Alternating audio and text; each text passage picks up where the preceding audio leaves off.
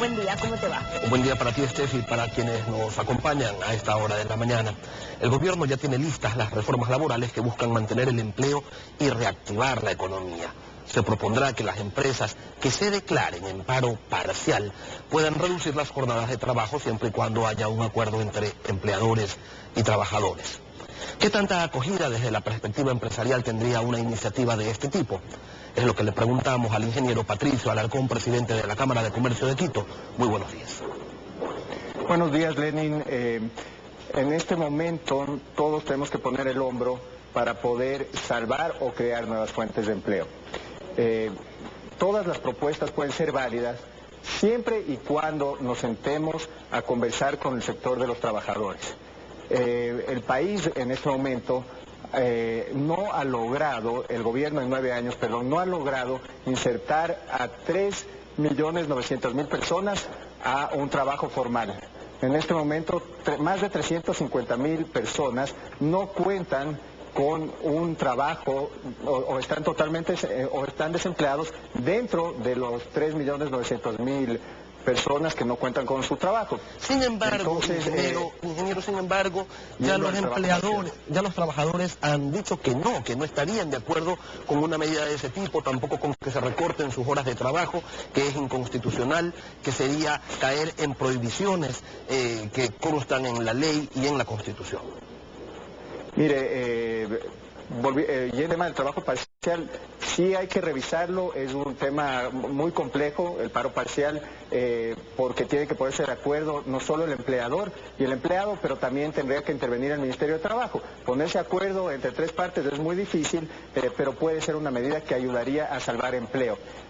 Los trabajadores por el momento tienen que escuchar, tienen que sentarse, tienen que conversar, y tienen que hacer propuestas a su vez. Mire, no es ilegal y de acuerdo a la Constitución ya hay cómo llegar a acuerdos para bajar las jornadas laborales. Hay contratos a tiempo parcial. Esto es permitido por la Constitución, ni siquiera habría que hacer reformas. Justamente se van a plantear en este paquete de reformas nuevas formas de contratación que, sumada a la posibilidad de declarar un paro parcial, recordemos que en el Código del Trabajo ya consta la posibilidad de declarar un paro total, ¿será suficiente esto para poder mantener el empleo, pero también para reactivar la economía? Las dos cosas deben ir de la mano. Mire, todas estas propuestas en algo pueden ayudar, pero son post-mortem. Ya es un poco tarde, en el país alrededor de 300.000 personas están desempleadas, 300.000 personas entran en el mercado laboral. El año pasado el gobierno dice que creció en un 0,4%, el Fondo Monetario dice que el país decreció en un 0,4%, para el próximo año el Banco Mundial proyecta que va a haber un decrecimiento del 2%, ciertos economistas locales proyectan un decrecimiento del 4%, entonces imagínense las consecuencias para el desempleo, esto puede ser exponencial, entonces el problema es de fondo, el gobierno tiene que aportar para que podamos salir adelante, entonces ¿qué es lo que tiene que hacer? Evitar la confrontación entre los empleados, los empleadores, crear un ambiente de trabajo adecuado, no enviar comunicados a las empresas, tiene que incentivar la producción, atraer inversión extranjera directa. Mire, el Ecuador recibió alrededor de 700 millones o menos de 700 millones de dólares el año pasado, mientras países como Chile recibieron alrededor de 15.000 millones de dólares. Imagínense la diferencia. Imagínense lo que implicaría para el mercado laboral si el Ecuador hubiese recibido 7.000 millones de dólares, ni siquiera los 15.000 millones de dólares que recibió Chile. Es muy importante eliminar el impuesto de salida de divisas, es un impuesto que cobra la entrada y la salida de los impuestos. Ahora, esa es una de las propuestas, entendemos, que ustedes están solicitando se implementen para poder mantener el empleo, para incrementar la producción y el consumo. ¿Qué más? Mire, debemos agilitar la firma del acuerdo con la Unión Europea. Este año debería firmarse un acuerdo, o deberíamos adherirnos al acuerdo con la Unión Europea.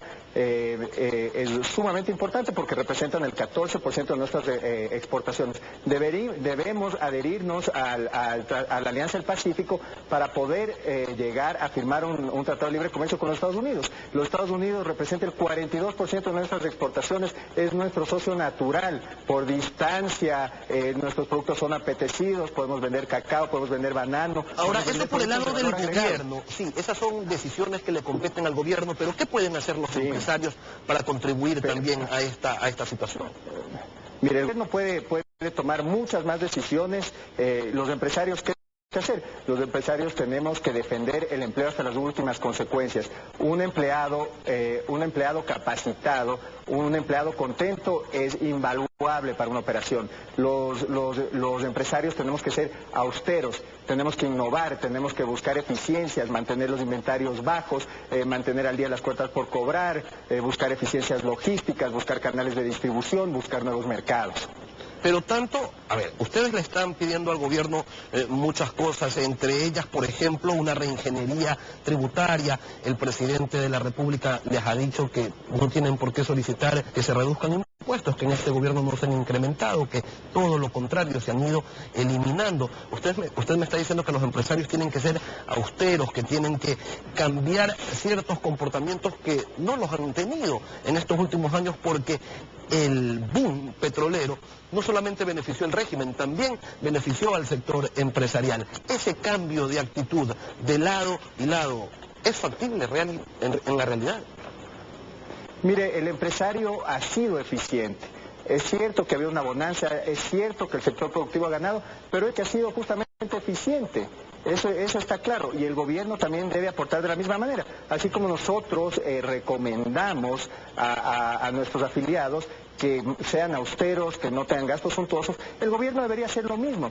Es necesario plantearse si es que se necesitan en realidad 6 ministerios coordinadores, 22 ministerios, 11 subsecretarías, miles de vehículos rodando por las calles, publicidad onerosa, enlaces semanales costosos. Nosotros no estamos pidiendo un recorte masivo público.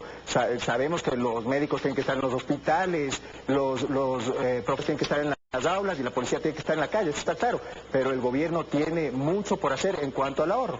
Tiene una agencia para algo en el espacio, entonces hay mucho corte que el gobierno sí puede hacer, y así como nosotros pedimos austeridad por parte del sector productivo y ser más eficientes, el gobierno debería seguir ese buen ejemplo. Pero esto es un asunto de tres: el régimen por un lado, el sector empresarial por otro, y también los trabajadores. ¿Tienen alguna propuesta desde el sector empresarial para los trabajadores? Allí también debe haber un cambio de actitud.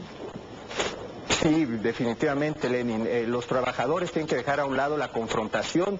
Debemos escuchar y analizar las propuestas juntos. Debemos juntarnos, ver la mejor manera para salir de adelante. Todos tenemos que poner el hombro, repito, es un problema de toda la sociedad.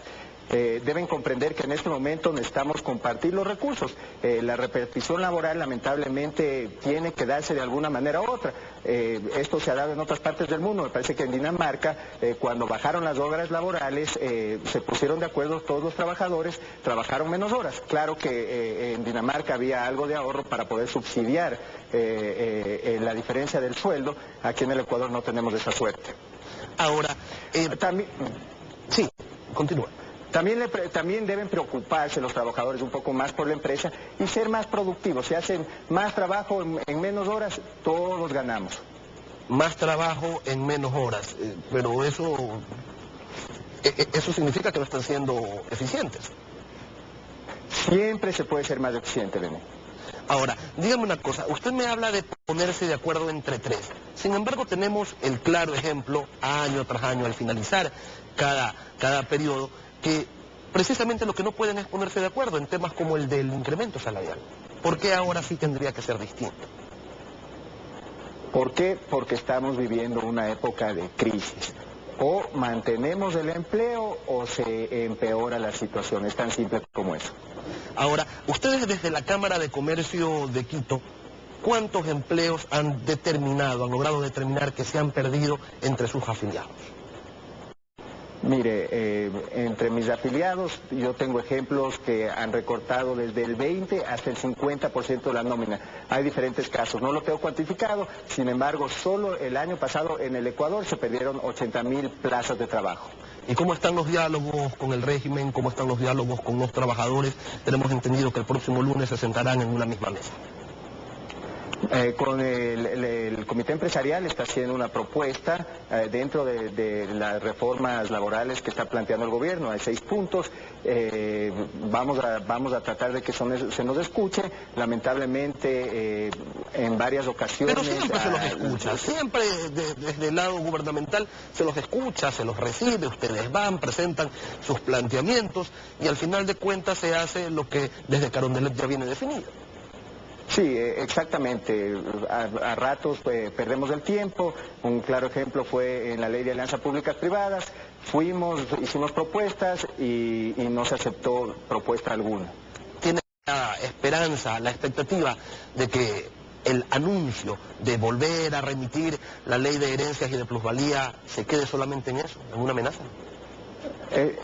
Debería ser así, Lenin, porque en estos momentos tiene que existir una estabilidad jurídica. Tenemos que archivar definitivamente esos proyectos. No pueden sacar de nuevo un proyecto de ley de herencias, no pueden sacar un proyecto nuevamente de plusvalía, porque esto lo único que promueve es la salida de divisas del país. Patricio Alarcón, presidente de la Cámara de Comercio, gracias por acompañarnos. Muchas gracias. Son las 7 de la mañana con 13 minutos, tiempo de una pausa con ustedes. Y al volver estará Giovanni Atarihuana, director del Movimiento Unidad Popular, y una propuesta electoral para el 2017 que sea una alternativa a Alianza País y a las agrupaciones de derecha. Lo analizamos al volver. Quédese con nosotros. Gran parte de las dificultades por las que atraviesa el mundo se deben a que los ignorantes están completamente seguros y los inteligentes llenos de dudas. Lo dijo Bertrand Russell, filósofo, matemático y escritor británico.